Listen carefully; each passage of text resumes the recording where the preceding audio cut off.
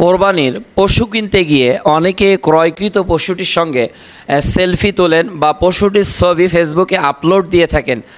মূলত এটার মধ্যে তাকওয়ার খেলাফের যথেষ্ট সম্ভাবনা রয়েছে এবং এর মাধ্যমে আমলকে জাহির করার বিষয়টিও পরিলক্ষিত হয়। বরং কোরবানির নেয়ারটা বিশুদ্ধ যদি না হয়, পশু যত বড় দামি হোক, পশু দেখতে যত সুন্দর হোক, তা আল্লাহ তাআলা কবুল করবেন না। বরং আল্লাহ রাব্বুল আলামিন গোস্ত বা রক্ত চান না, তিনি চান তাকওয়া। কাজেই পশুর সঙ্গে সেলফি তোলা, পশুর সঙ্গে আসলে আমাদের সম্পর্ক কি? মানুষ তো আশরাফুল মাখলুকাত। আল্লাহ বলছেন লাকাদ খালাকনাল ইনসান ফি আহসানি তাকওয়িম। আল্লাহ মানুষকে সর্বশ্রেষ্ঠ সৃষ্টির বিষয়টি উল্লেখ করেছেন। উত্তমভাবে আল্লাহ তাআলা তাদেরকে সৃষ্টি করেছেন। একজন উত্তম সৃষ্টি মানুষ কিভাবে একটা গরুর সঙ্গে সেলফি তুলে এটা ফেসবুকে পোস্ট দিতে পারে? এটা পশুত্বসুলভ আচরণেরই একটা বহিঃপ্রকাশ। এগুলো থেকে আসলে আমাদের দূরে থাকা প্রয়োজন।